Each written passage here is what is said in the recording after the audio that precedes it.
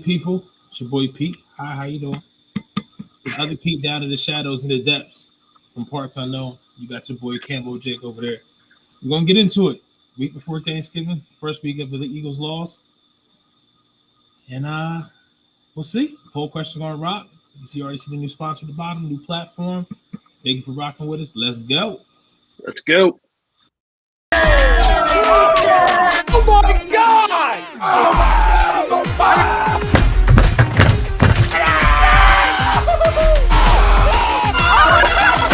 Embarrassed! He's flying. Welcome in. It's almost time.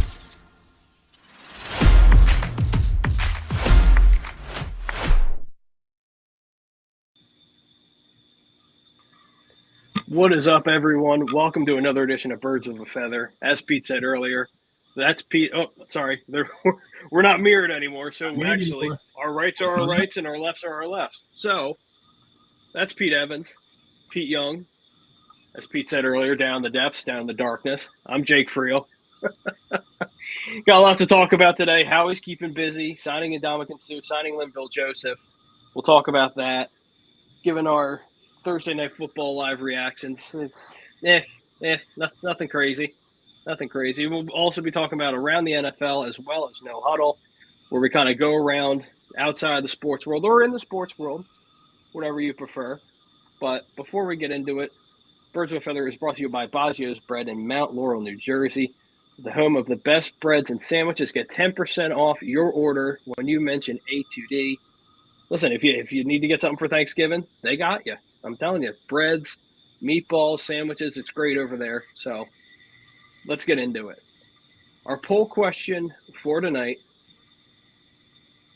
Jonathan Taylor will have over 100 rushing yards against the Eagles on Sunday. Now, obviously, we're coming off the game where we gave up 152 rushing yards to the Washington Commanders. We also gave up over 100-plus rushing yards to Dameon Pierce when we won against the Houston Texans.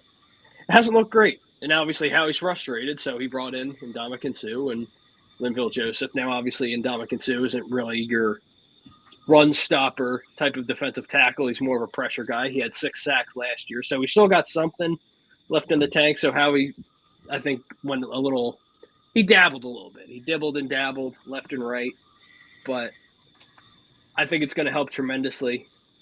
It's going to help a lot. But poll question, Jonathan Taylor will have over 100 rushing yards against the Philadelphia Eagles on Sunday. Mr. Pete Young, you can go first, my good sir. I mean, I think it's pretty obvious that's going to happen. Like he's Jonathan Taylor. Like, this is what he does. We're pretty shit run defense, even though we added the new guy whose name I can't pronounce, and obviously Suh. No, the other guy, Linval. You could enunciate Ndamukong Suh, but you couldn't say Linval Joseph. Jesus. I've said Ndamukong Suh so many times in my lifetime to where it's just like, you know what I mean? I hear you. But yeah, like even with adding all those things, like, which is nice, and it's going to be even nicer once like Jordan Davis and a few other guys come back. I just think he's going to get his. Like, this is what Jonathan Taylor does.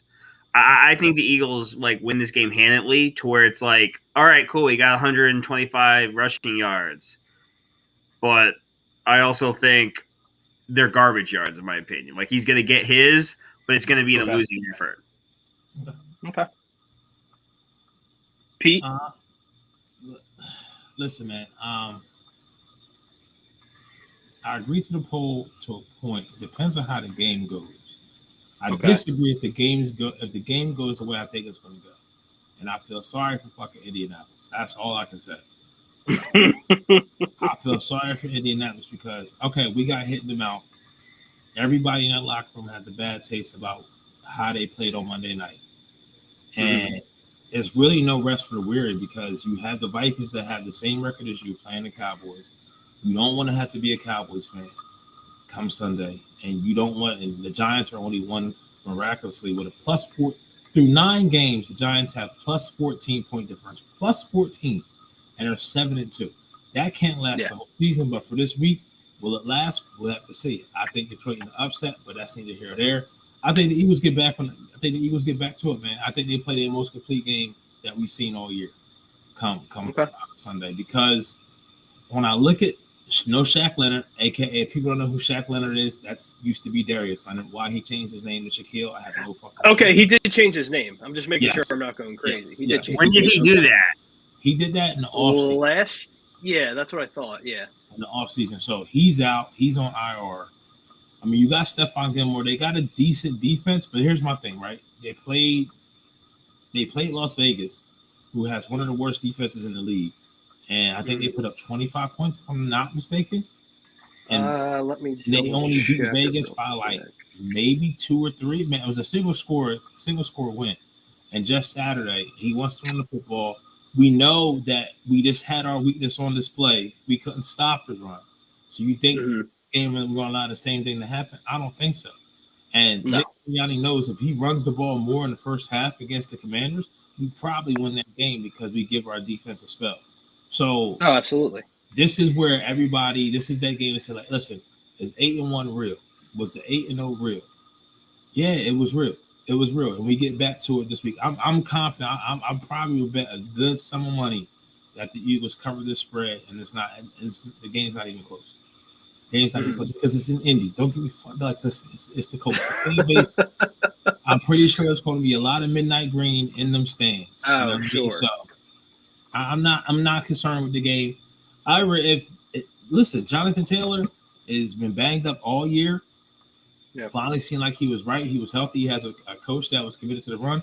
I don't know what was going on with Indy and Frank Wright. Like, I don't think Frank Wright just stopped coaching.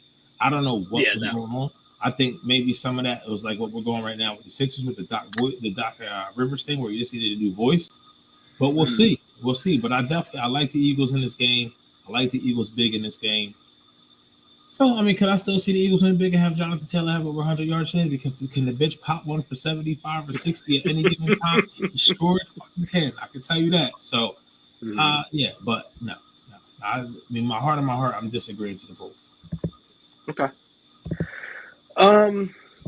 Yeah, I'm going to disagree with the poll as well. And Jonathan Gannon said at his press conference today that they're going to work on it when they were having issues with that's a whole other conversation with Jonathan Gannon. But yeah, I'm going to disagree with the poll. I think that the run defense comes up big this week, and I think the Eagles come up big this week, just because picking up off what Pete said, I think, at least in my opinion, I think this loss was needed. Now, mind you, I didn't expect it to be against the Washington Commanders, and I don't think any of us did. However, I think it was needed. I'm not going to say they started feeling themselves a little bit, but like you could just kind of tell they were a little lax. They were like, okay, not going through the motions, but like you could just tell they were very confident. They were kind of feeling themselves a little bit. And I mean, 8-0, you're going to start feeling yourself in a long season. So, I mean, I think they're going to come up big, and I think what this is going to tell us more is just how this team responds. Now, we've seen them respond all year to adversity and all that, but coming off a loss, this is the first team's loss this year, and we know how hard this team works. We know how hard Jalen Hurts works. So I expect this team to be up. I expect them to be ready. And the better thing is it's a 1 o'clock game. I love 1 o'clock games. I just had to throw that out there. 1 o'clock games, they're just chef's kiss. Perfect. But back to the poll, yeah, I also disagree. I think Jonathan Taylor does get under 100. And I also see people too, right? I've heard people on the dial. I've seen people on social media. One guy was talking about firing Nick Sirianni after one loss. Like, what are we doing? But like, I'm hearing people that are worried about the Indianapolis Colts and Jonathan Taylor. And like Pete said earlier, they beat the Raiders. Yeah. The Raiders are arguably the worst team in football. Like they are just terrible, terrible, terrible, terrible. And they only beat them by 5 points. 25-20, they beat them. I knew it was kind of close. I knew it was a single score game. Yeah, it was very close. But I just listen. You have Jeff Saturday, which again, no ill will towards Jeff Saturday. It wasn't his decision to be like, oh, I'm going to be the head coach now. That was Jim Irsay gave him a call.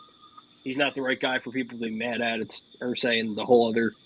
And then you got the other kids who I forget the Brock's. Oh, the offensive coordinator. Yeah. He's like Yeah, 20, like 23 or 24 or some shit. He's 24. I mean, he may not be that young, but he's young. I was going to He's say, never called plays before. shit. He went from a QA, QA coach to like an assistant something coach. So now he's at the offensive coordinator. So you got Jonathan The offensive coordinator. And see, here's the thing. Like, just to kind of echo off what you're saying, like, people are so worried about Jonathan Taylor. Listen, not in any game, not even on Monday night, did you come away from that game thinking that the Eagles got outclassed. Mm-hmm. For the minimal possessions that they had in the first quarter, they hit pay dirt twice. They put up 14, right? Yep. You had some of the most uncharacteristic turnovers that you ever could have in that game. I mean, from how many times do we see a bomb like that to a receiver, right? Him get up and try to run, and really he didn't get touched. You see what I'm saying? Like how close it was. Drills going on in practice now. Right, like it's ridiculous. Then you got the blatant face mask is missed, and then the worst part of that is he landed on his shoulders. Now his AC joint is sprained. You know what I mean? Yep. The AJ Brown hit him in the hands. Not only hit him in the hands, but hit him in the hands to the point where it pops the ball up to the safety. You see what I'm saying? Like that shit's not going to happen. So it wasn't like what Jake, when you said we needed the loss. I agree with that to a point, but at the same time, I want to say this. We didn't expect a loss then, and we didn't expect a loss like that. I would say through 9 games, even though our record is only 8-1, we haven't gotten our asses handed to us for 60 minutes. Like we haven't gotten outclassed in the game to where we just weren't the better team on the field. The one things that did concern me was how Taylor Heineke had so much time all day.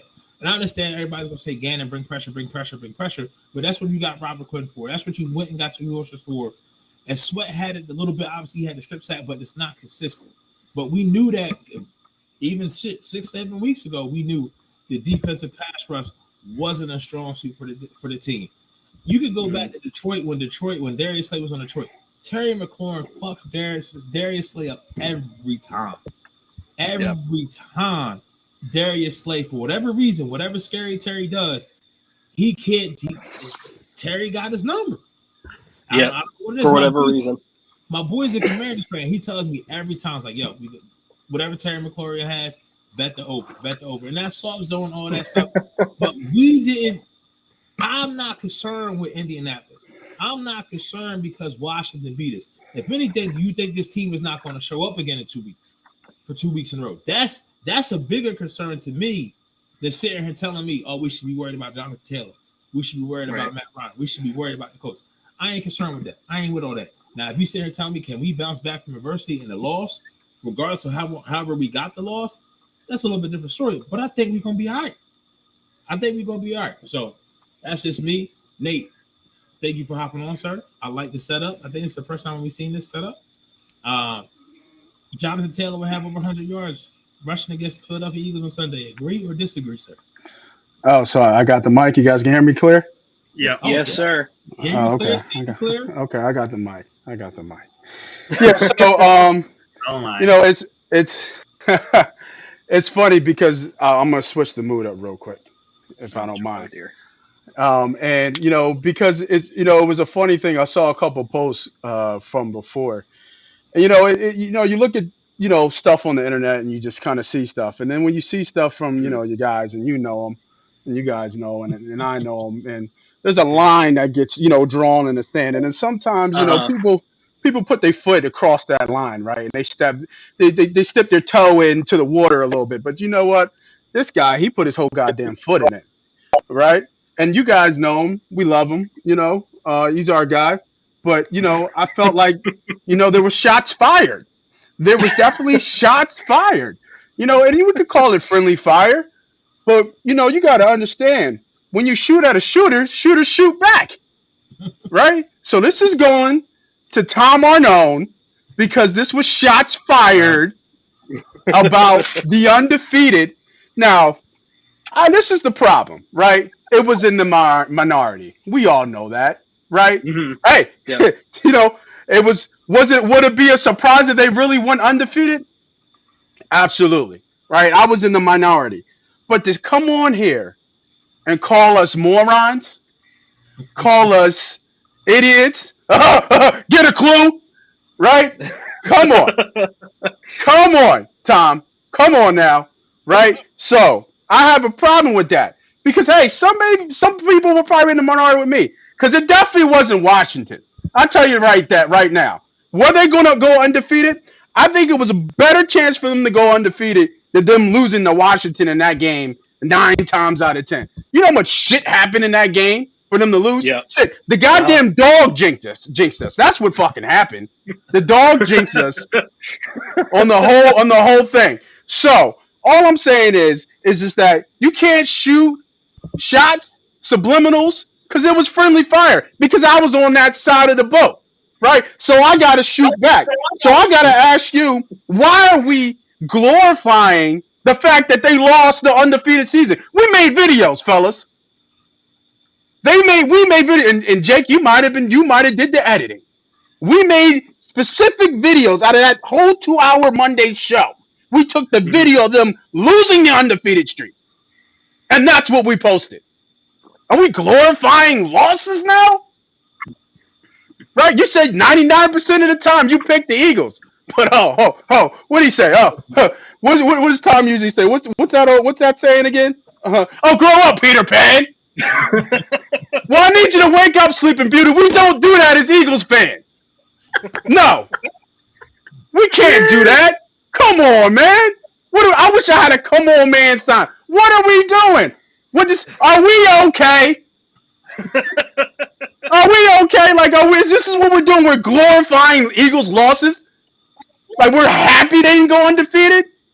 Now, of course, I got a different side of it. I got money on the line, right? So, at the end of the day, was I wrong? Yeah, sure.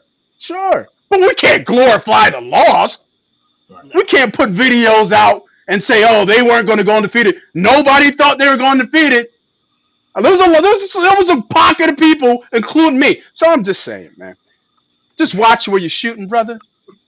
Right? Just watch where you're shooting. Because this is like that old thing, right? Like, nobody knew Buster was going to beat Mike. After Buster beat Mike, did they come out and say, oh, I knew Mike was going to lose one?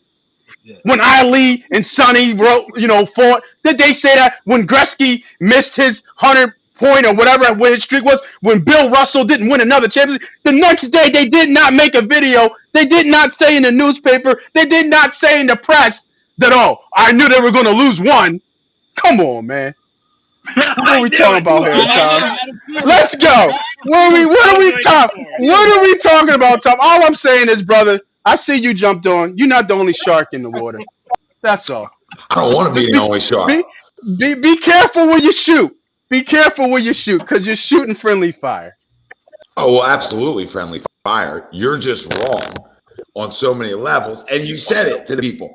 You said, hey, I have money on it. So you have an agenda. So you're going to take it worse than Tom's going to take it, right? So how I look at it is like, you want me to get upset? I'll get upset you lose next week. But I'm going to have some common sense when you're 8-0 saying, guess what?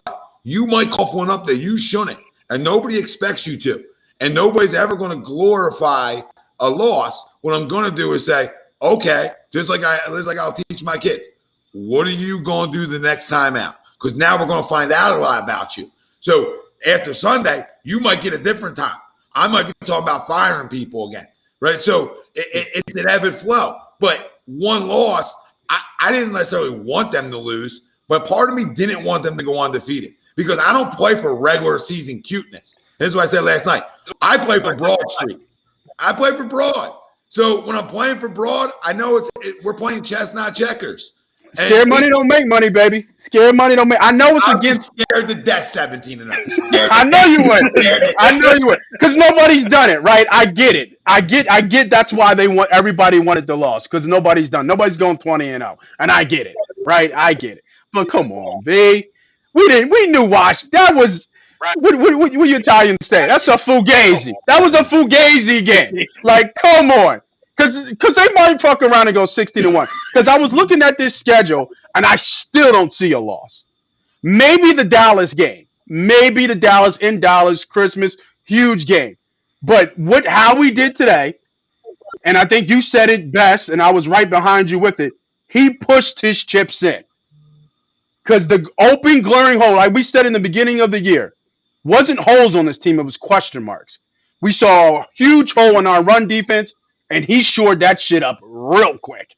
He didn't do one, but he got two dogs to put in the middle. And all they're there to do is to stop the run. That's their job. That's it. So he's pushing everything in to, like you said, for everybody wants to get us back to Broad Street. And if they go 16-1, well, that take might have been a cold take, brother.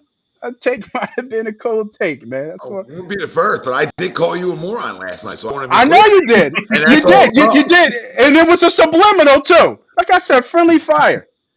Friendly fire. It's always friendly fire. I gotta shoot back. And I couldn't just let you. I sat in the back end and I heard you. I heard what you're saying. And I'm not saying you're wrong, but just don't ever say Tom glorifies losses, because I'll never glorify one.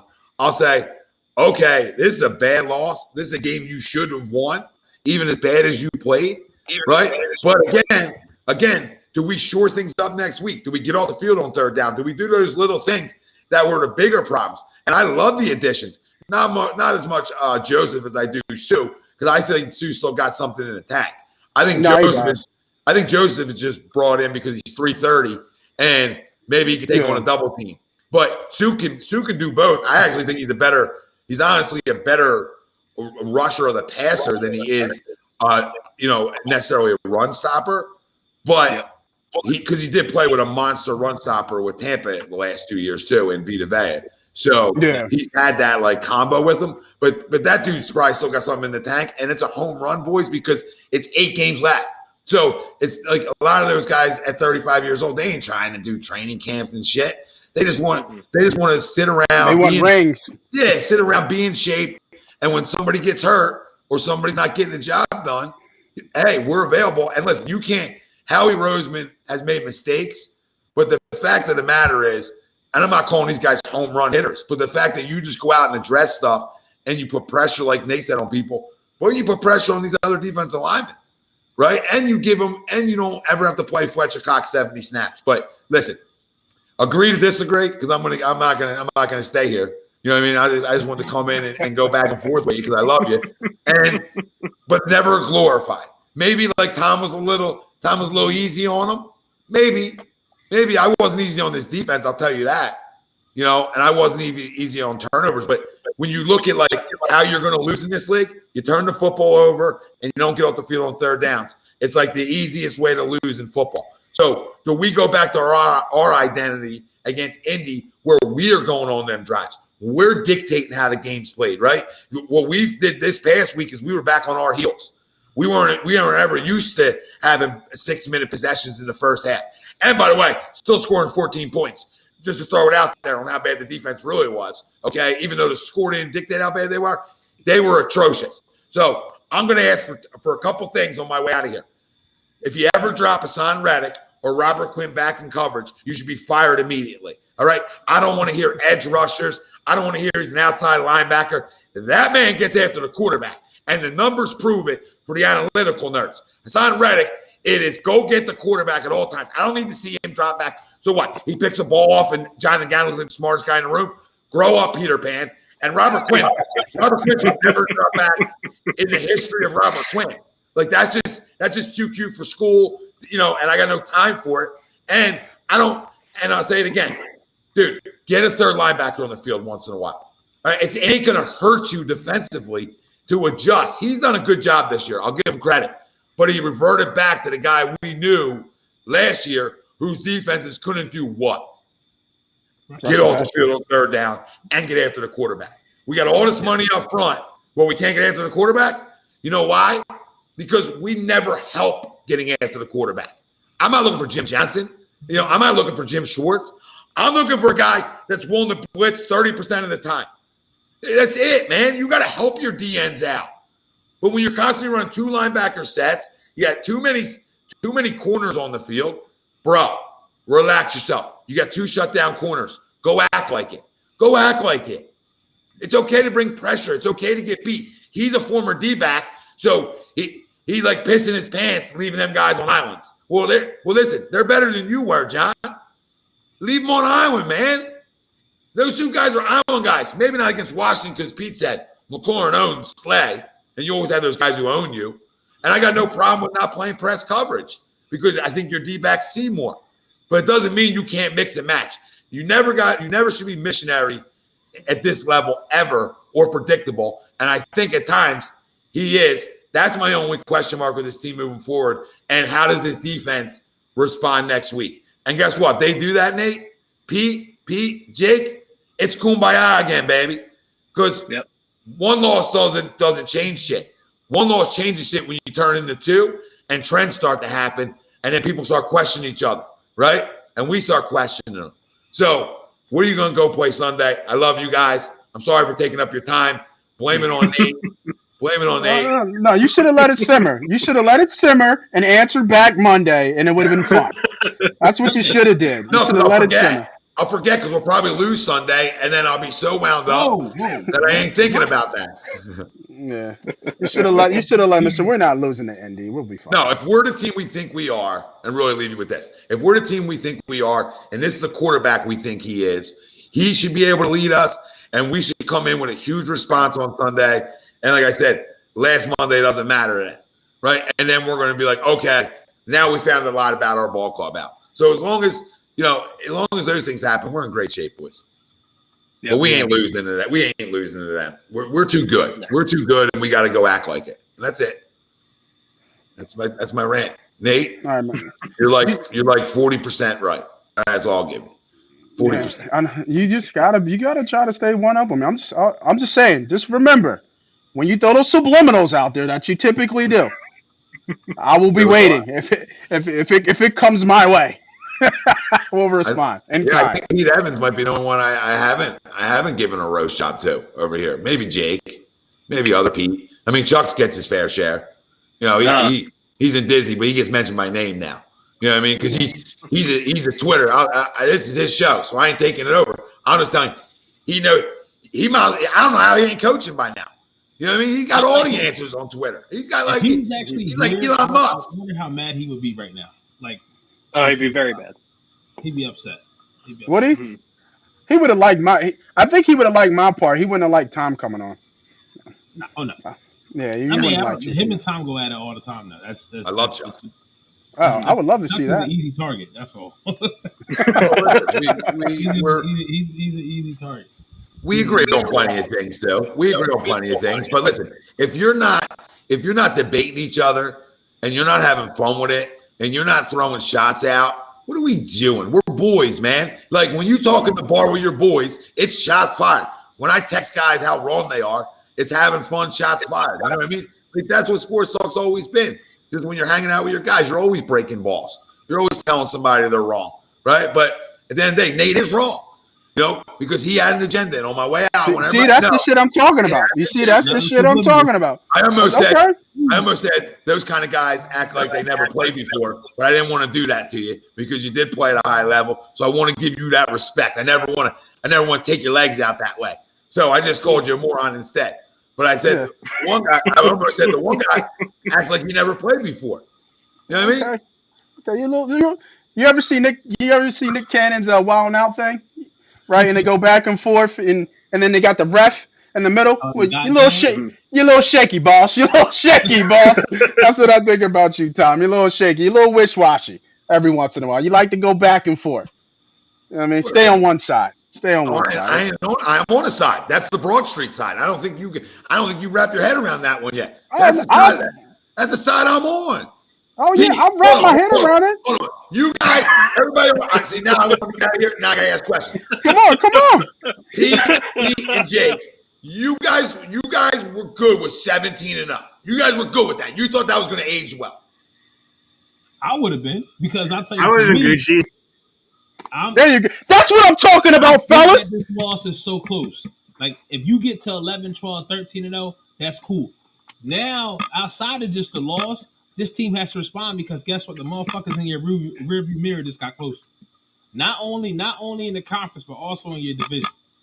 We got blessed. I want history, Tom. Because Mike McCarthy is a fucking dum-dum. So you got Dallas sitting at 6-3, but for whatever godforsaken reason, the New York Giants is 7-2 with a plus 14-point differential. How the shit that happens is bizarre world. So that shit is carrying over to Monday night, and you just lost to this Commanders team, who everything in the world had everything going for them, even the refs. So that's my only problem. But 17-0 because it's different now. Because it's not like you got to play divisional weekend and then championship weekend. I mean, like you can, but it's a little bit different to where you just got to win 2 at home, get there. Honestly, because we've already came into the season not expecting to be even through 9 games 8-1. So if you 17-0, I'm Gucci. Then bitch, the fucking Saints just keep losing. I'm good. That's just me personally. I can't speak for other people. I can't speak for Jake. Plus, I ain't like Nate right now, but I lost some money Monday night. I lost some money. I had a couple. We all lost money. I had a couple dollars on the undefeated season. Oh well, shit! I lost money on that motherfucking bet. Like 17, I was 10. Yeah, I had to pull a 4-1 this time. Yeah, and Pete's wrong too. Pete's wrong too, just in a different way. Just to confirm that Pete might be wrong too, because it's not like I'm not trying to go 17-0, but like I don't think 17-0 is dictating me getting a 1 seed, right? Because I look at the schedule like Nate said. That's why I'm not overwhelmed by it. But I'll sit here and say you guys will all be 1,000% right if they lose next week. Then this game is a problem. This game was an issue. I agree with that. This game started something. That's my only thing with like, you know what? And to be honest with you, I'm a little soft on them right now because it was almost too 81. Good. No. And that's what I'm saying. That's why I'm soft on them. Like it was too good to be true. Like we were really 8-0. Like, and then I started thinking, when's it going to end? Because at some point it's going to end, and I almost want to see it end so I can find out more about you. Because I can find out more about you when it ends and then how you come out next week. Because that's how I look at the game. I know that's how you guys look at the game. So I wasn't like not saying like, oh, 17-0 wouldn't have been cool. Like I would have been prancing all around, right? But at the end of the day, I would have had all this nervous energy that, oh, I know how this is going to end in 2 weeks. Yeah. You know what I mean? I'm going to get boat race at home because this season isn't a 17-0 look at season for me when I came into it. It was how good can my quarterback be, right? How good can my quarterback be, and can we win a playoff game, right? That's what we came into this year hoping for. Now, expectations have changed, but the one expectation that hasn't is how good is he going to be with the loss of his second leading target guy in Dallas Goedert, right? How does he respond from that? And then how does this team – is this team able to get themselves to a point where they can win that playoff game? That's what we came in looking for. But our expectations have changed. Like, if you don't have them 13 or 14 wins at this point, you know, I think you're crazy. But what I'll say to you guys is I don't think this affects the 1 seed, even though teams got closer. Because if you look at it, look at your schedule, look at their schedule. Giants aren't that good. Let's be real. And if you go only lose 2 games the rest of the year, you go 6-2 down the stretch, hypothetically, you're 14-3. I don't know how you're not the 1 seed of 14-3 the way this league's set up. But how does that, Tom? How does that change? And this is the problem I have, though. But how does that change the fact that you could see this ending badly anyway? Because I think 14-3, 15-2, like it's just like we didn't see this coming, right? Nobody saw this coming from this team. Like we've done so many previews on this team. We were looking for losses, even though we saw the schedule was soft. Like, they'll probably lose this game. We'll probably lose this game, and then they get out the gates and they keep running. I actually like the 17-0, obviously because of the bet, but I like the 17-0 because there's no way you don't get the 17-0 without adversity. There's no way. You're not going to run through people at getting 17-0. There's going to be bad bounces, and you get lucky because you got to get lucky to get there. For sure. You got to go through the injury bug. Everything that we're seeing now, that's what they got to go through. So even if they go 6-2 the rest of the way and they go 14-3, I don't think it's really that much big of a difference from a 17-0 because you're still going to be the 1 seed and you're still going to be expected to win even when you went 17-0. Fair, for sure. You know what I'm saying? So it's just different type of adversity for sure. The 17-0. I mean, they were even talking about it, right? A.J. Brown, even Jalen Hurts a little bit. They were talking about it was already a distraction for them because they already getting that pressure like, oh, we got to win. Like, once it becomes more realistic, which I think they saw it was, then it's just like, okay, now we got to win, right? Then you play tight a little bit. And I think with Jalen a little bit, even though the play calling wasn't suited, I think because they didn't run the ball until like the third quarter or something like that, something ridiculous. Pretty much. But what they were trying to do, what I thought the Vikings were trying to do, they were blitzing him to make fast decisions. So he didn't have time. He had to know his read like that. So I think coming out of the question and then the poll question too, whether Taylor runs 100 yards, I disagree. Just because he had one good game doesn't mean that he's all the way back. Now he had a hell of a game, right? He had a hell of a game, but I don't mean that makes him back. And I think Howie did the right moves and did the right things. I think they're sure up this defense, and I don't think we see lightning strike twice like that again. Like a lot of shit bounce like almost everything bounced Washington's way. Like I'm trying to think of a way where we got away with one. And I don't really remember when we did get away with one. There was 3 turnovers. There was 2 kind of fluky kind of fumbles. There was the face mask. I'm trying to think of something else. Even the late penalty on CRJ or whatever the fuck his name is, where he got a roughing the passer on the sideline there. That the dude's foot was obviously inbounds. He was still in bounds. Yep, he was still in bounds with that. Yeah, I forgot about that. Yeah, like I'm just trying to think of every part of that game where did the ball bounce our way, and it really didn't. Like it really didn't. We got one call so on the PI, offensive pass interference. Remember the one call we did get? That was the only call. And right. Yeah, big call. But it was a give me back call. I think it was a give me call because it wasn't PI. I'm leaving, boys, but I just want to say I agree with Nate. I disagree to the poll. I don't think he gets over 100. I think you get a pissed off defense and a pissed off football team. You don't like losing games. You don't like losing Monday night games either, especially at home. So, I'm excited to see. I haven't been more excited about a football game this year, besides like the first 4 weeks, essentially, than I am this one right here. Like I'm super locked into this one. Phillies are done now officially, right? It's settled out. Now it's full focus, full throttle Eagles for the next half of the season. And this game's going to tell us a lot about them, boys. So, listen, love you guys. Thanks for letting me come on. Thanks for calling me out, Nate. And you're wrong. I'm not going to let you slide. I knew he was going to do that, too. I knew he was going to come in and just leave with the last word. I knew it. He couldn't help himself. He can't hear somebody talk yelling out his name without jumping on. He just can't. It would have been fun. He should have let it fucking simmer. He should have let it simmer, and then Monday, Monday when they do A2D Mondays, then he should have said something back. Especially if we won. Little snippet there. Snippet. I like that. I had a feeling he was going to come on. Wasn't sure. But I knew he was going to come on. 142 yards for Jonathan Taylor. Half of the bitches came on one run. If Washington and Indianapolis play on the same field, I think Washington beats Indianapolis. So I'm not concerned. Though, for Thursday Night Football, Christian Watson just scored his second touchdown of the game. His That's 5 in 2 games. That's 5 in 2 games. Did he really score? Yeah, he scored. Yep. He has 2 touchdowns tonight. Yeah, but he was plus 7,000 to score 3 again. Was he really? Ooh. He was plus 7,000 to score 3. I think he was plus like 2,500 to get 2 or more in an SGP. Yeah, I think like if you think about it, it was staring you in the face because you had to think how else are they going to score touchdowns? Right. You know what I mean? Yep. So it kind of made sense that he would be the focal point because we know once Rodgers finds trust in somebody, he goes to him. He goes to him every time. That's Rodgers' MO. So I saw that bet. I said, man, damn, 3,000, like 7. Is he going to score 3 again? Like that's unheard of. I thought it might have Lazaro might have been more involved, but it's funny, man. I dropped him from my fantasy team. So did I. I did the same thing. I dropped him from my fantasy team. I picked him up in every league I could that he was available, and the ones that you have to actually bid on, I probably bid like at least $15 on.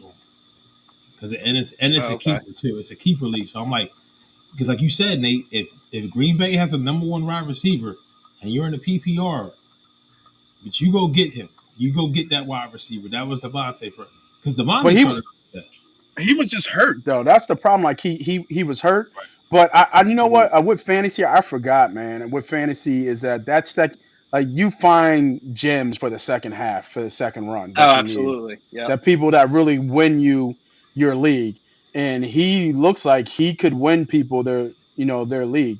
Mhm. And another bet that I saw that was free money today. I didn't get a chance to put out any bets, but Tannehill plus was 199 over his receiving yards, and almost an auto bet. Everybody watching, auto bet. If you see Derrick Henry and you see his rushing attempts are 21 or 22, bet. I don't care what you Yeah. got, 5, 10, bet it. Yeah. Bet Bet it the over. every Yeah. time. He was 22 and a half. He has what? He has 19 right now, and we still got 2 minutes in the third and then the fourth quarter. He's going to get to Yeah. 26, 27 easy. He's just a bell cow. Everything runs through him. And then sooner or later he breaks I one. remember looking at it because I did my parlay right before the game started, and I did look at his receiving yards. His receiving yards are only like 11 and a half yards, and he has 2 catches for 45 yards today. He threw So a they touchdown started too. getting more involved in the Yeah, screen he game. did throw a touchdown. Yeah, he threw a touchdown. But yeah, no, I disagree to the poll. I think I know these guys aren't in football shape. They'll probably be on a snap count. Yeah, sure. But you got waves of interior defensive linemen right now, from Sue, from Are Joseph. they going to both be available Sunday, we think? Yeah, for sure. They said Linval will be. He'll be on a snap count. They're going to try and get Sue to play on Sunday, which I think he will. I think he will. Well, yeah, I think he will too. I'm not worried. I think if the Colts are smart, though, when those guys are in, because they don't know the defense, they'll do hurry up. They'll do absolutely. they'll do hurry up. But I think if we're smart, we'll have them on early downs. We'll have Sue in on passing downs. And I think it helps Cox because it'll give Cox. I can't believe it. Listen to this line. It'll give Cox a blow. Little rest. Pause. Little rest. A comment earlier. Little pause. I think it was a comment earlier in the show. They said, "Is this like Fletcher Cox not getting that many snaps?" And the only thing I can think of, these moves is just to keep everybody fresh. Right. You know what I'm saying? Exactly. You know what I mean? Go ahead. I don't know if it's fresh, but I think it's more that we've seen it for years, but it's glaring the decline of Fletcher Cox, especially from a run support standpoint. And I was actually talking to a friend of mine about this. It wouldn't surprise me if he's making business decisions out there and making sure that he's not inside where he can get hurt. It's funny that you mentioned that because there was one play early on in the year where he did just that, where a wide receiver was coming across. He could have tackled him, but he let him just go into the end zone for a touchdown. I'm like, okay. Yeah, no. I mean, if you think about it, he's 31, 32. It's more than likely his last year here. He cannot afford himself to get hurt, right? No. Because he'll at least get, a good maybe 2 year with a 3 year option, possibly somewhere else. But if he gets hurt, veteran minimum for sure. Yeah, absolutely. Yep. You know what I mean? He still needs to be paid like, I don't think he's a Hall of Famer. But he might be in the conversation. I don't know what his numbers are.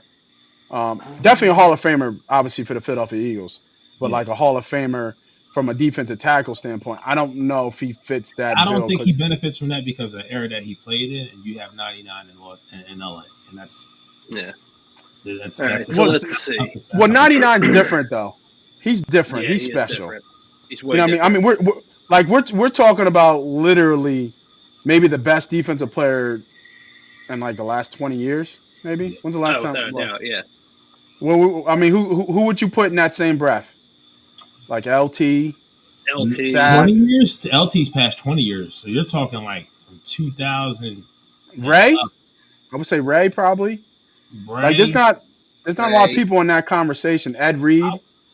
That's who I'm thinking of. Yeah. I'm thinking Ed Reed and Palomalu. Probably Dog too. You could put Dog in that conversation. A lot of them at the safety position. All right, so Fletcher Cox has 6 Pro Bowls, 1 All-Pro, 1 Super Bowl. Let me get in frame over here. And he's also in the Hall of Fame All-2010 team. His career sacks, hold on a minute. Pete, I'm over here with you. No. 61 career sacks. So, Yeah. The heck happened to Nate? Well, did Nate just kick himself out or his connection? I think his internet went out because I'm looking at his network connection. There he is. He's back. But, yeah, I think he lagged out because of his internet.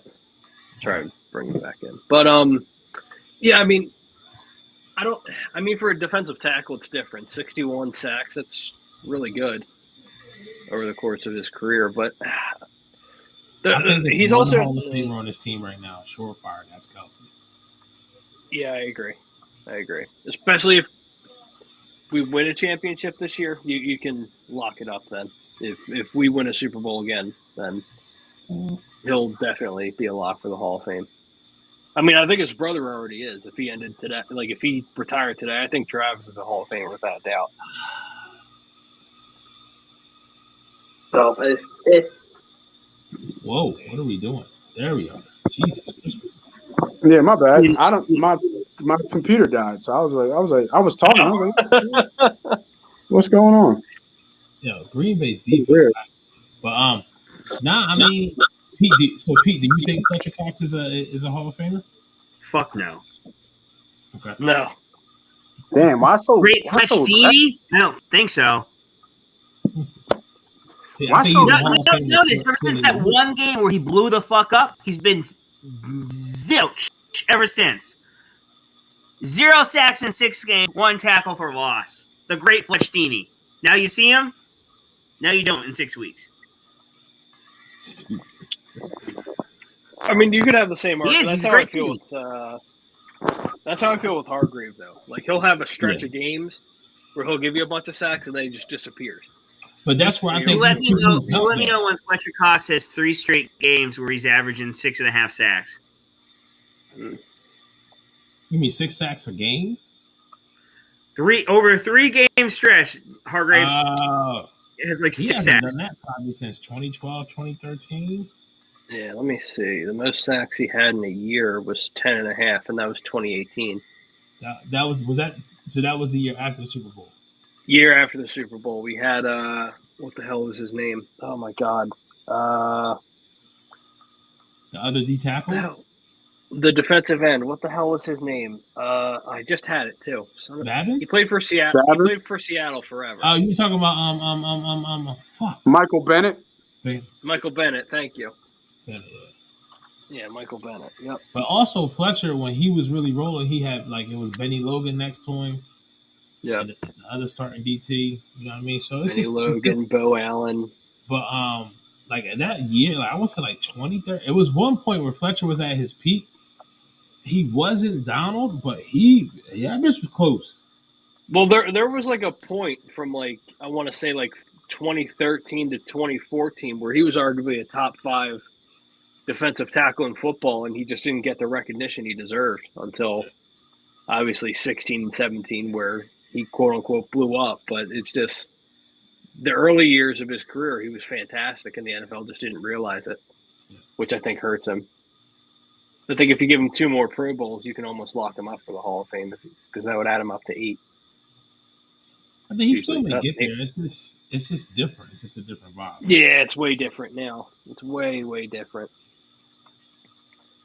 What else do we have on the docket for tonight, Young King? Oh, let's see. We got obviously Thursday Night Football. We can get into a little Eagles Colts preview if you guys want. But before we do that, let me pull up a sponsor real quick. Now the question is, our second quarter is brought to you by Dr. Paul Vidal Specialized Physical Therapy, LLC. 2 locations in Burlington and Cherry Hill, New Jersey. He's our doc. Make him yours. Go to specializedphysicaltherapy.com.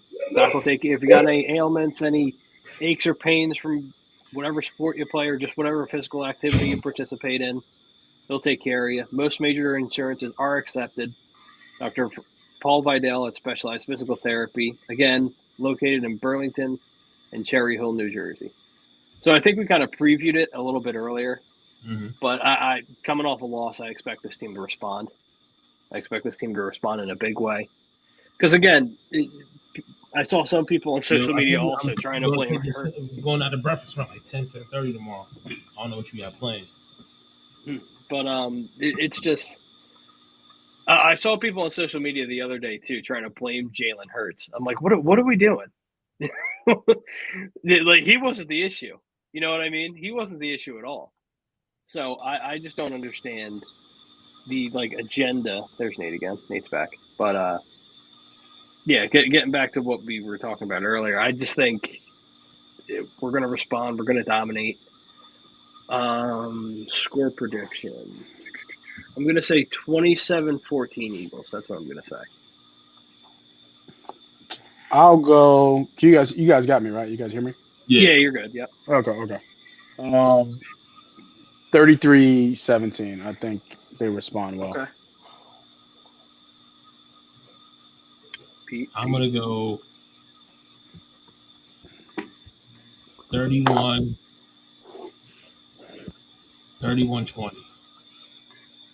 Okay. Mr. Young? All right, I'm going to 35-14.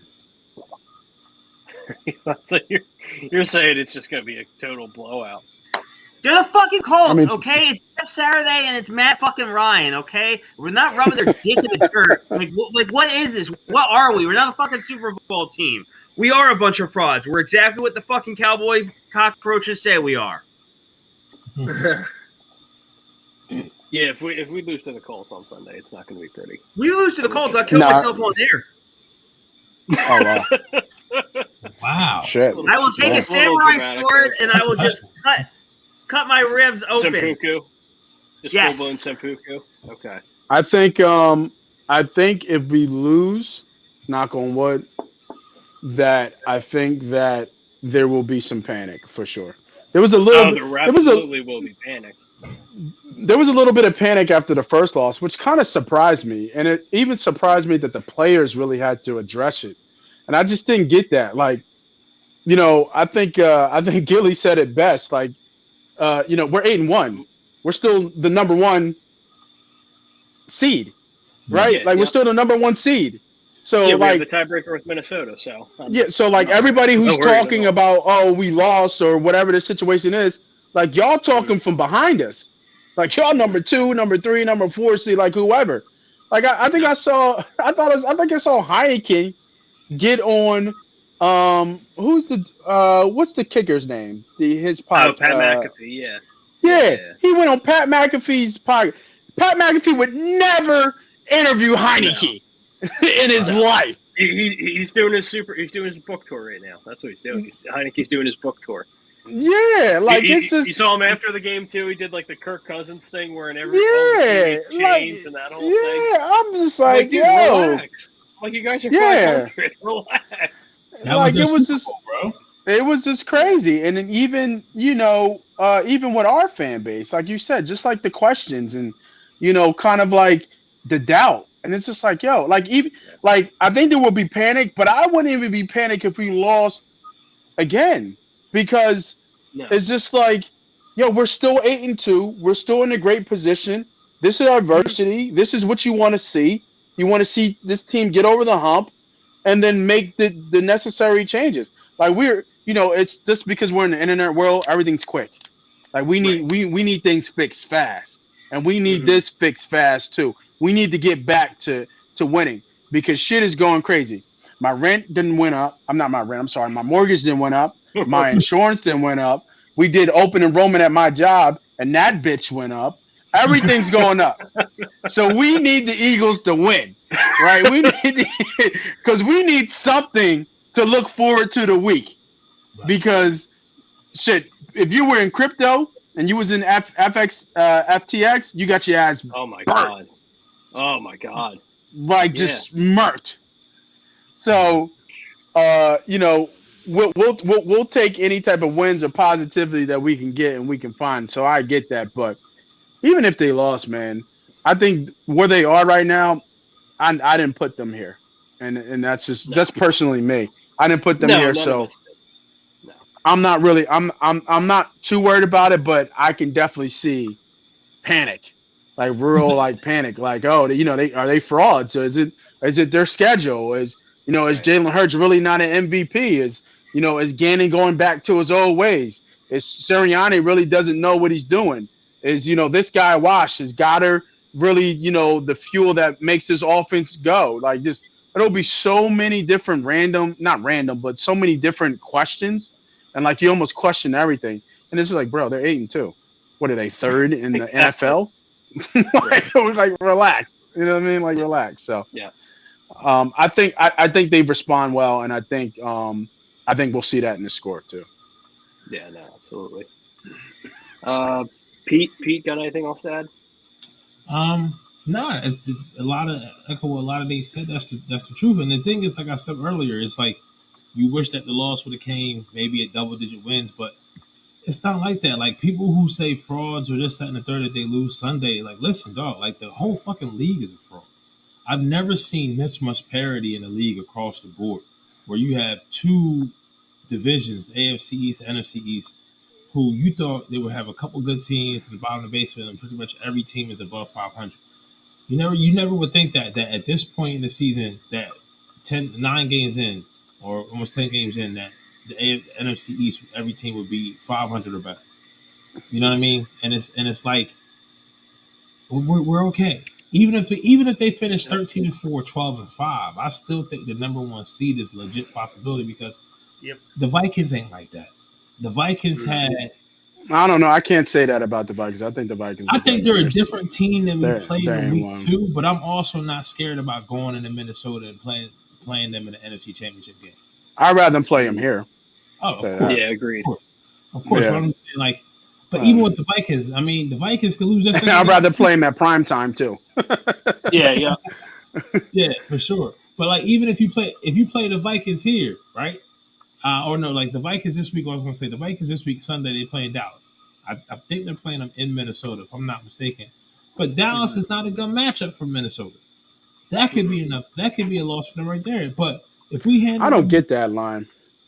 Well, I don't get that one. What is the line right now? I think it was like -2 Dallas. Like Dallas is favored in that game, and I think it's in Minnesota. It is in Minnesota. Dallas is not. It's not like favored by a point. It's like 2.5. Like Dallas is absolutely favored in that game, and I don't. Say that again. They should Dallas not is be. at home. No, it's in Minnesota. I think it's in Minnesota. It's in Minnesota. It's one of the weirdest lines of. Yeah, so they're the week. technically a 5.5 point favorite then. Wow. Yeah, like if it was in Dallas, it would probably be like -3.5, maybe -4. Yeah. Because if it was 5, Yeah. everybody would be on the Vikings. So the books would make it a little bit lower, just to protect themselves. And you think about like teasers and stuff, you would get Vikings double point, double-digit points. So it's minus. Yeah, I think it's -2 or -2.5 Dallas in Minnesota. So it's just like. And when you look at that line, it's like Vegas is giving you the okie doke because you're trying to think like, why does this make sense? Like this is not a Dallas line, but it is. The fact that they're favored, it's saying Dallas should win this game, right? And I don't know, is that the okie doke that Minnesota really doesn't not have the makings of a 9-1 team? Are they going to be easily defended? Because if you to take Minnesota out the game, all you really have to do is defend Jefferson. Yep. But Hawkinson there makes a huge difference for them. Yep. Hell of a difference. Absolutely. Yeah, like a huge difference for them. So if Jefferson's is played by Diggs, who have played better this year, so if Diggs follows Jefferson, it's just like is Hawkinson enough for them to beat Dallas? And it's probably not. Right. Too, but I think with Jefferson, that week 2 matchup against Slay, that bitch turned. He went Super Saiyan since then. He had no answer. Yeah. Like he had no answer for Slay in week 2, and then he went to work. He went to work. He got in the lab, and then he just ever since then. I think it was that week in week 3 he had quiet weeks, but then since then, the London game that they had, I want to say it was week 4, or week 5. He got back Something in like he that. got back in the end I zone. mean, shit. The last game he just had. Did you see that fucking catch on 4th down? Oh, jeez. It's ridiculous. It was like 4th and 16, bro. Like this is not like Ridiculous. 4th and 5. Like it was 4th and 16. Game over. Mm. Like snatched it with one hand.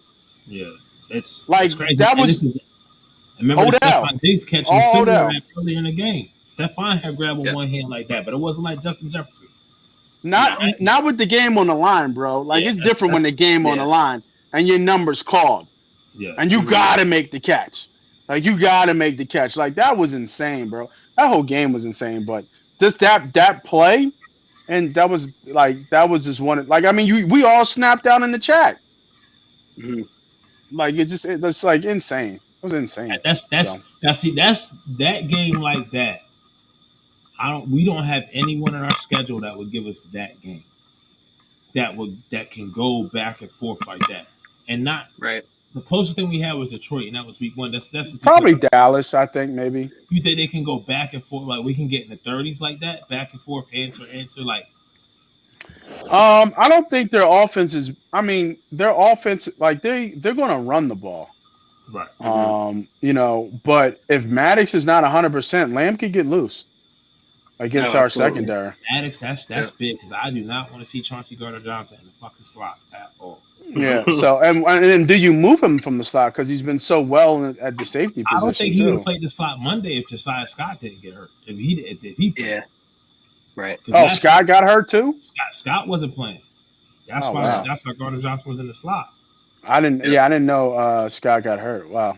Yeah, we're slow. We like low key got some injury concerns on both sides of the ball. You know what I mean? Where people are gonna have to step up, and it's gonna really test our some of our depth. Because I mean, Scott did okay. I mean, he's not Maddox, obviously, but he did okay. But when you got to slide Johnson down to the slot, that changes everything because that puts. Now Wallace had a couple good sticks. Yes, I'll give him that. He got a couple good sticks in a league that nobody fucking tackles.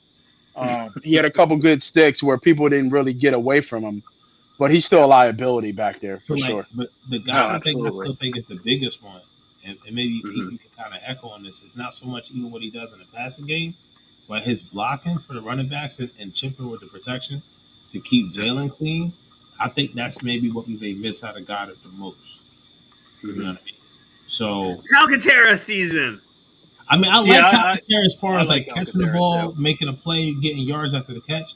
I just don't know if some of those schemes that Sirianni has Goddard in as a blocker, that's just a different thing. And Sirianni says something like, a lot of tight ends, you need to get them a big play. You get them 20, 30 yards down the field, and they get a catch, and they can go. Like, you can run a tight end screen with Dallas Goddard, he can get you 20.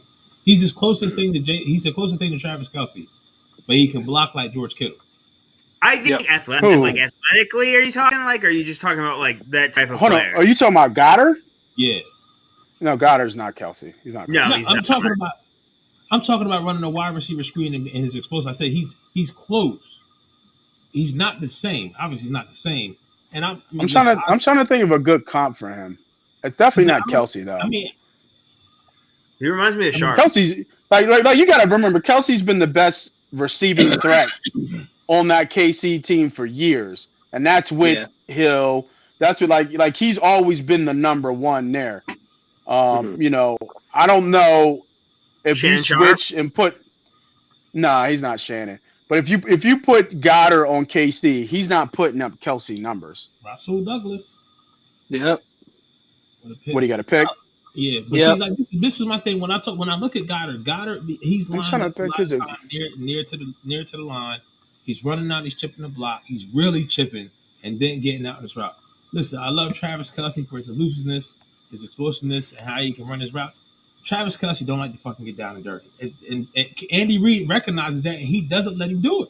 He puts him in so much space, he just fucking feasts. He feasts. That to me, Travis Kelce is more of a wide receiver than tight end, in my opinion. And his numbers, and his route sets, I think that reflects that for me. Because a lot of times you see he's lined up on the outside. He's in the same stance as a wide receiver. He's not.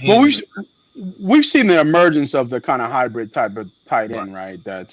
kind of a mixed breed a little bit, and Kelsey is just an epitome of that. But I mean, he gets in there, he blocks. Maybe he doesn't block as much as he used to, but I mean, before he would be in line and he would throw a little shoulder in there. But the person I was thinking about maybe it might be close is probably Olsen, like Carolina Olsen. I can see got okay. a little bit of similarity there. Just does everything well. Run after the catch, blocks. Okay. I can see that. You know what I mean? Like great after the catch, great in the red zone. Doesn't really make people miss too much, but he just runs. He still gets yards after the catch. So nothing flashy, just solid, right? Just really solid tight end, and give him opportunity. He could. That's the only thing I could. I was trying to think of tight ends, but that's the only one that kind of popped in my head. I like that comp. I like Olsen. Because remember, Olsen was the man back in Carolina days. When he not getting twisted. Him and Newton, he was the man. That was even that might have been, he was kind of like that hybrid too, where you could line him outside too, even before like the real kind of more leaner kind of tight ends came, because he was a traditional tight end. But I mean, he was for a running team, you know what I mean, with your power quarterback running, he was still getting 800-900 yards, receiving. Yeah. So he would do it from close to the line. He would line up outside. I like that comp. It's crazy. So when we think about tight ends, like, it's amazing how much AG did not being lined up outside wide. AG, for those who don't know, is Antonio Gates, because that bitch his hand was in the dirt most 90% of the time and was fucking people up. Yeah, he was a throwback. He was ahead of his time too, though. Antonio Gates. Like if you put Antonio Gates in this era now, oh my God, silly. Oh, his numbers would double. His numbers would double. It's not even close. Yeah, silly. And he's already a Hall of Fame tight end, right? Like, there's no question. Yeah, we're talking about like one of the greats, like probably top 5 greats ever. Mm-hmm. Yeah, without a doubt. So, without a doubt, yeah, he's ridiculous what Gonzalez did. You guys want to do no huddle and we'll get out of here? I'm with it. Sure. All right. So no huddle is brought to you by Alonzi Travel, specializing in creating the vacation of your dreams. Tell them the guys from In This Very Ring sent you. Go to Alonzi Travel /take the trip. Again, Alonzi Travel, specializing in creating the vacation of your dreams. So anyone can go ahead. You got anything? How dare you sure. Yeah, Alonzi in a British accent. I'm good. Alonzi, what are you doing? Like, come on, that's the 10th Doctor's catchphrase. I mean, I think I'm just going to echo what I kind of said earlier today, man. Just be careful with that friendly fire, Tom. That's all I got to say. Be careful with that friendly fire, brother. He hit you with the Heisenberg. He said, "Tread lightly, man. Try to tread lightly, man. I know you bleed, you cried, you sacrificed. Because I could have did that on Money Pot, right? For all my 300 followers. I could have did that on Money Pot. But I decided to do it on friendly territory, right? Kind of come over here on the ally side. Just, hey, man. Now we got to go out back because you smacked me in the back of my head, so I got to smack you back. You know what I mean? So, yeah, a little bit. A little bit. It was a shot for sure. It was definitely a shot. You can't say it wasn't. I made a goddamn show and taking shots about going undefeated, so it wasn't. There's no way it wasn't. You know what I mean? So are you still doing the shots or no? Are you going to do the shots going forward or no? No, Jake. Okay. They lost. I'm not putting myself through that if they lost. And then they lost me money. To protect your liver. I think they lost to protect your liver. I think they did. I think they got word of it, and they were just like, we can't let that brother do that. You don't want your funeral sponsored by an alcoholic beverage. I'm sorry. Yo, man, it was a crazy show, man. If you guys didn't see it, for those who are still watching, still with us, man, go check out Money Pot on YouTube, man. I was, for every win, I took a shot on every minute, and we got up, obviously, to 8 shots. But the show that I did 7 shots in 7 minutes, that shit went from 7 minutes to 55 minutes really fast, and I don't know how. and it was a fucking shit show. I tried to do better the second time, and we went from 8 shots in 8 minutes to 45 minutes. So we did a little bit better. But that first banger with 7 shots, I wasn't ready. I was not ready. So if you guys are still out there, man, definitely go check me out on Money Pop Podcast YouTube, man. You'll see the video up there, man. It was fun. It was fun. It was. I think I had fun. Sexy White Hand had fun. Did you guys see that? Did you guys see Sexy White Hand? I lost it when he said sexy white hand. Sexy white hand. Sexy white hand. So Pete, both Pete's, Kevin Hart does the coldest balls thing, right? The coldest balls, yeah. Yeah, he does the coldest balls things, and then coldest balls. This is where the idea came from. I was watching it, and he's like, "Yo, white hand, need to do a sponsor," and he just has his white hand come up. So I was like, "Oh, I got a sexy white hand, so let me use that." It was great, man. It was fun. I wish they would have kept winning, because when we got to 10, if I would have got to 10 shots, it'll be really fucking interesting. I'll tell you that.